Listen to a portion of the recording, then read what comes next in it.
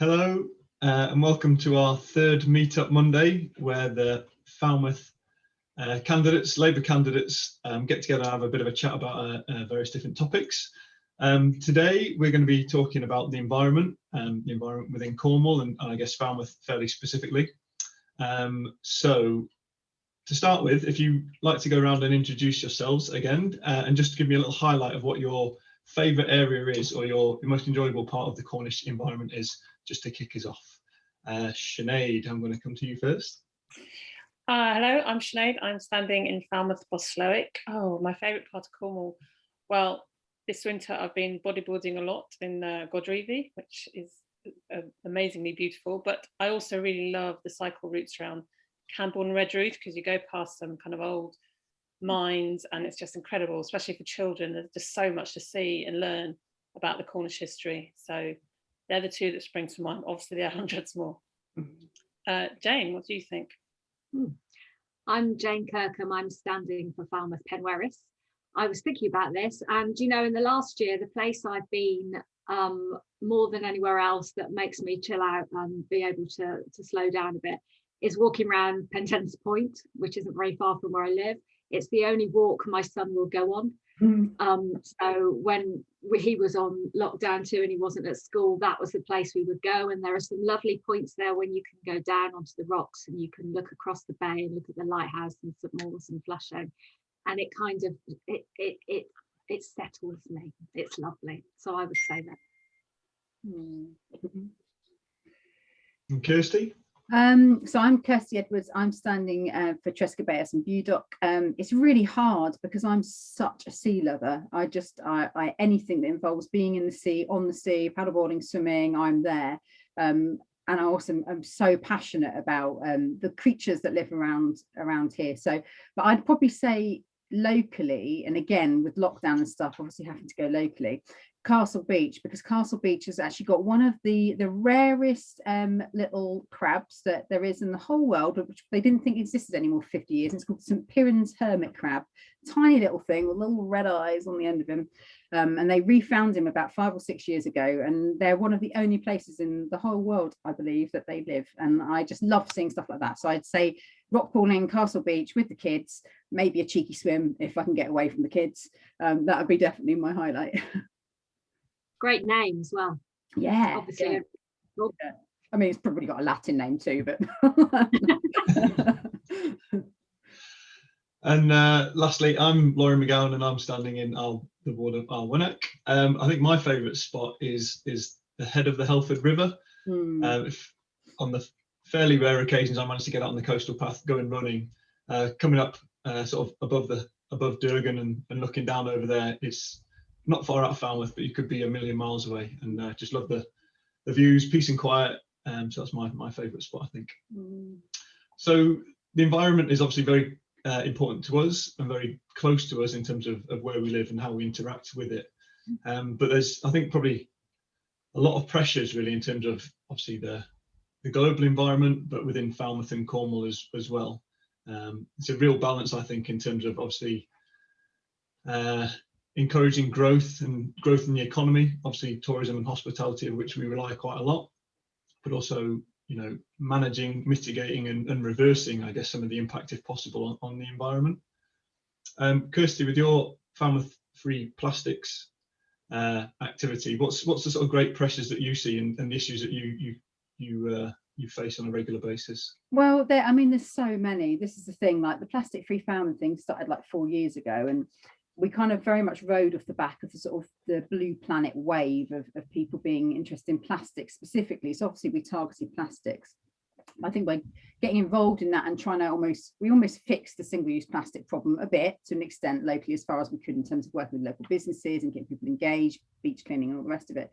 But it became quite obvious pretty quickly that there's a real lack of sort of joined up thinking and people talking to each other and actually joining the dots together to do a circular economy particularly. Now, me and Jayne have been working on a project called Circular Falmouth, with people up at the university and various other sort of stakeholders about how we connect all these environmental factors together to do with energy, resources, water, transport, how we move products around. One person's waste is another person's resource and gold, you know, and actually looking at the bigger picture in terms of how we use everything, not just plastic, but how we use every resource we have, and how to manage that in a way that benefits the community. Because actually we found working with local businesses that some of the waste byproducts they have, for example, a coffee shop's a good one. So a coffee shop, obviously one of the biggest waste products they've got is coffee grounds that are already used.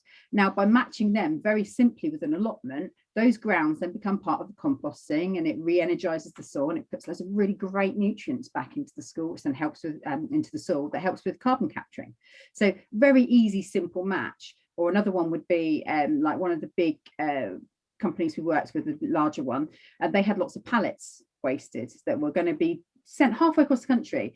They found a little tiny company a few doors down that were able to take those and turn them into furniture, recycled furniture. It didn't have to go anywhere, you know, and it was made into something new. So it's about sort of like that sort of thinking, and then policy change that supports that. I think that's one of the big things. So I guess Jayne might have a little bit more on that, because you've actively been in the council and seen some of the things we've tried to push through, and then you've taken it and run with it. Yeah, that's true. I mean, one of the other things we were thinking about was having a community composter and having it somewhere, maybe doing a deal with the university, so it could be on Wood Lane campus, and then local properties, local businesses, even local houses could use it. And then again, we could go to local allotments and they could use whatever comes out of it there. So it's kind of these small projects that if you can get them going and get the grant money, which is hard now, they can spring up and become something bigger. Now, the fact that we've declared a climate emergency at Cornwall Council, which was a Labour amendment in January 2019, has kind of helped and sped that on a little bit, because a lot of the town councils and parish councils have followed suit and done the same thing. So we are looking a lot more at what we can do as at Cornwall wide, really, to cut the carbon that we use. Now, some of the things they're doing is the Forest of the Cornwall, planting trees. Now, of course, we've been doing that ourselves in Penwerris with community tree planting, which is working really well. And people are really keen to do that. So you can make a difference if you have a bit of land yourself. But there's so much more that we can do. I mean, thinking of policy changes, one of the things that we're looking at is what we can do about housing. We've got a climate change development plan document, and we'll be talking about planning later on in another session. But that's really important. When houses are new build, they're still having gas boilers put in them. Now the houses that the council are building, they're trying to put air source heat pumps in. But we have companies in Cornwall that produce ground source heat. So we could look a lot wider at how we do things, and we could be maybe a little bit more demanding of the developers who come and work with us in Cornwall and build houses. So I think that's really important. And also retrofit. We've got so many, I think, thousands and thousands of houses in Cornwall that don't have any form of mains gas central heating, that are single wall without cavities, that are damp, that are cold. We have a huge job of work to retrofit those houses, and the council managed to get a small amount of grant. Well, it's actually quite a big amount of grant, because it costs about £30,000 to retrofit each house, roughly, to do 80 something houses. And you think we have thousands of them, thousands of council and social houses. And then also people have their own houses or private rented houses. So there needs to be bigger schemes. There needs to be ways that people can get hold of money to do that make that kind of investment into where they live or the property that they rent out. It's really crucial.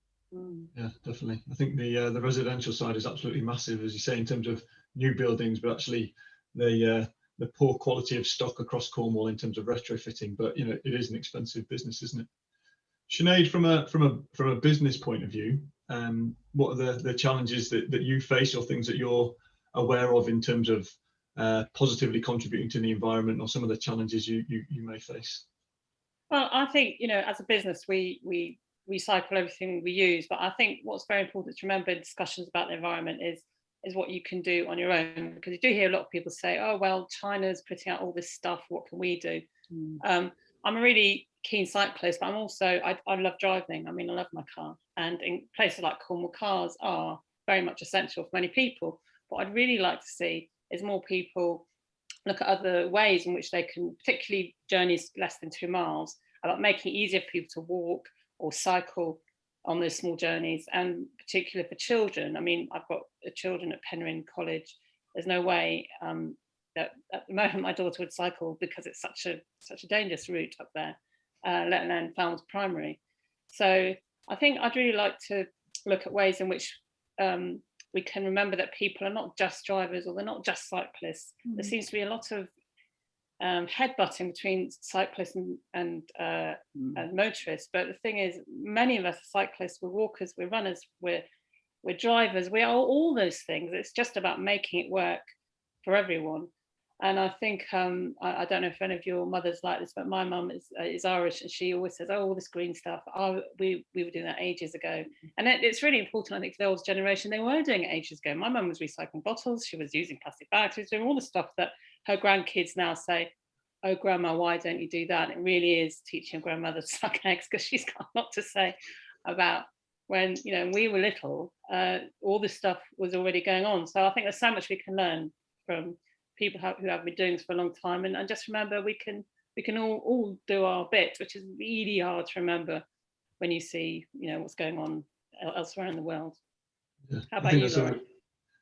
Well, I think it's a really important point about everybody feeling empowered and to do their bit, no matter how big or small. So certainly, as you say, about the need and necessity for cars to travel around Cornwall for work and other areas. And yeah, not to be defeatist about it. And I think that's why we're all standing, you know, in a political sense to do our bit. I do wonder if there's a thing around, you know, people having the ability to, if not luxury, to take steps to reduce their carbon. That could be reducing car journeys.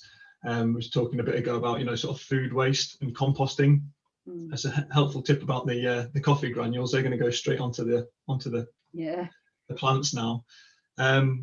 But just I mean, planning, purchasing, trying to reduce the amount of waste, particularly from a food point of view. But also, I've just renewed my green bin collection for the year. But you know, that's an additional cost. It's an extra £40–50 a year for somebody to collect your green waste, and not everybody is, you know, got the means or the inclination to do that. So are they some of the areas that could be worked on to make it really genuinely accessible to all, so that they can all contribute to some environmental improvements? I would say that's Kirstie? I was going to say that's one of the things that with Plastic Free Falmouth we really came up against, because it became a middle class movement. If you wanted to buy unwrapped things, all due respect, so we've got some wonderful refill stores. They are more expensive than shopping Niddle. So you can't, not everybody can afford to go and buy everything plastic free from a plastic free shop. You know, things like changing your energy bill. I mean, we've changed to completely green energy. It costs us a bit more, you know, but we've made that choice to do that.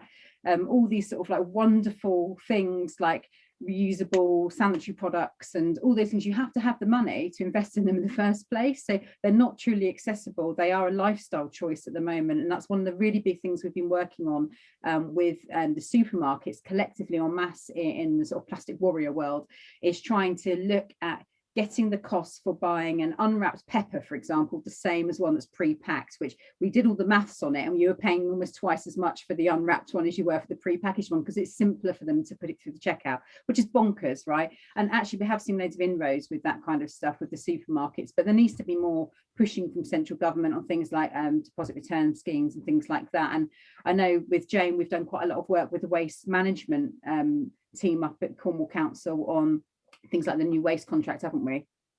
Yeah, I was going to say a bit about that, because one of the things, it's actually hard to recycle sometimes as well. If you live in a small flat and you're recycling under the new contract and the old contract is only done once a fortnight, then where do you keep that stuff for 2 weeks? We did have recycling banks, which were in some of the Cornwall Council car parks, but under the new contract, they've been cut. The council decided they didn't want to pay for them anymore. Now, some town councils have been able to afford to take them on, but really most haven't. And that was a bit of a lifesaver. If you live in a small flat and you can't store things, you can do the odd trip to the bottle bank or to the cardboard store and you can get rid of stuff. So yeah, it's thinking about how we can make it easier for people. And ways that mean that everybody can recycle. It doesn't matter if you haven't got an enormous garage that you can put 2 weeks worth of recycling in. And I think going back a bit to what you mentioned about businesses, Laurie, and what you were saying, Kirstie, about circular economy, I was reading today about HBH Willicots, and they're just doing a scheme with collectricals in Plymouth. So anything broke, any white goods that are broken, go to collectricals, which they will fix, and then they'll give to charities or families in need. I think, how many tons is it? I mean, it's 800 million tons or something of white goods that go to landfill every year. So it's really great to see a Cornish family-run company like HBH Willicots really recognise their environmental impact and seek out the support of someone like collectricals and also to give a benefit to families in need. So businesses do have a part to play, and it's really great to see trailblazers like this, and hopefully many businesses can follow suit. Definitely. So in terms of Cornwall's position, hopefully to influence and lead really in some of the new clean and green energy and technologies, that can then be obviously replicated across the country and even further afield. There's the ability to invest in solar, wind and geothermal energy.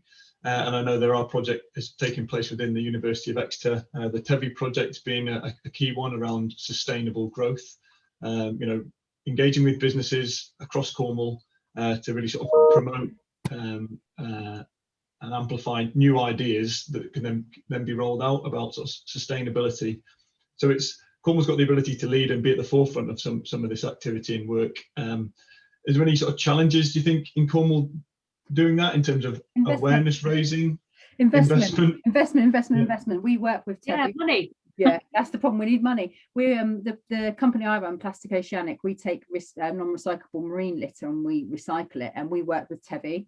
And we were nominated for a sustainability award last year. Now we partner and work alongside so many companies across Cornwall on a voluntary basis, with my voluntary hat on. I'm looking at how we can process our own non-recyclable plastic here, and we've all got the ideas, we've got the skills, we've got the companies that can use the waste. We just need the investment here to actually put these things into place. My big vision for the UK post-Brexit is that we have waste management facilities in every area of the country, so that we can generate income, generate jobs, process our own waste, cut our carbon, because we're not shipping blue paper across to Kent and glass to Portugal and all the rest of it. And actually we've got those resources, if we look at it from a circular economy perspective, to create new products in county that we need. So our business, for example, could make all the benches anybody needs in the county. Somebody else can make all the water sports equipment, someone else can make the roof tiles.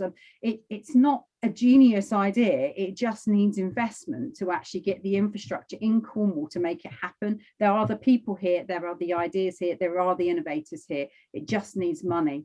And even the simple stuff like the new waste contract, you're recycling food waste. Yeah. Now there's no anaerobic digester or anything in Cornwall. It has to go up to Devon or even further. Now that's crazy stuff. Yeah. If we're moving our old food around the country, we should be able to invest in those kind of things locally. And you're talking about the other the energy business as well. That's something, it's sat there underneath us or next to us or above us, waiting to be used, and it's ours to use as well. This is something that the council, and if we had a regional bank, which is something the Labour Party have been talking about in the far southwest, we would have money to invest, and then we would own these sources of energy. Then if we wanted to export them, which obviously the national grid is an issue that would have to be a big structural issue that would need investment as well.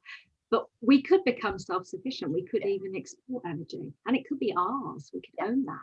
There was a really interesting thing to do. I think it's even Norway or Sweden that I think it's Norway, they export all their gas because all their energy is generated through green initiatives. They don't actually use it, they just sell it. It's something they profit from because they generate everything themselves. Like, how amazing would that be? We're a blooming island surrounded by water, very windy. It's perfectly possible that we could do the same thing with the right investment. And they're geothermal. Is it Iceland where they heat the whole of their homes with geothermal energy? They don't need anything else. That's wonderful.